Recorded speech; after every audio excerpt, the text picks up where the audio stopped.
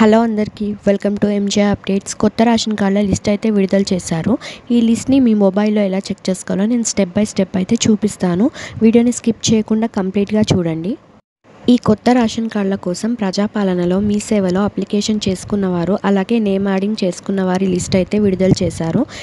అలాగే ఈ కొత్త రేషన్ కార్డుల కోసం ఎన్నో లక్షల మంది ఎదురు చూస్తున్నారు. ఈ రేషన్ కార్డ్ స్టేటస్ని మీ మొబైల్లోనే చెక్ చేసుకోవచ్చు. ఈ రేషన్ కార్డ్ స్టేటస్ చెక్ చేసుకోవాలి అంటే అప్లికేషన్ నెంబర్ కానీ గ్రామ సభల్లో వచ్చిన ఎఫ్ఎస్సి రికార్డ్ నెంబర్ అయినా ఉండాలి.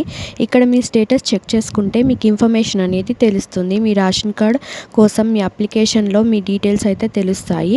మీ నేమ్స్ యాడ్ అయ్యాయా లేదా, మీ రేషన్ కార్డ్ అప్రూవ్ అయిందా, పెండింగ్లో ఉందా, అలాగే రిజెక్ట్ అయిందా, ఇలాంటి ఇన్ఫర్మేషన్ అయితే కంప్లీట్గా మీకు తెలుస్తుంది.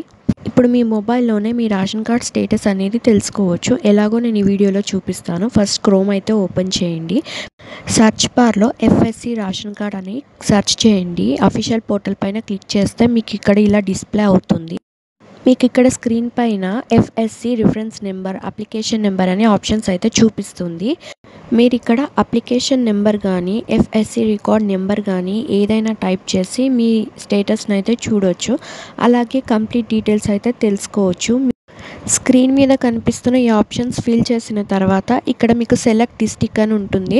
దానిపైన క్లిక్ చేస్తే మీకు లిస్ట్ ఆఫ్ ఆప్షన్స్ అయితే కనిపిస్తాయి. ఈ స్క్రీన్ పైన అయితే మీకు చూడొచ్చు.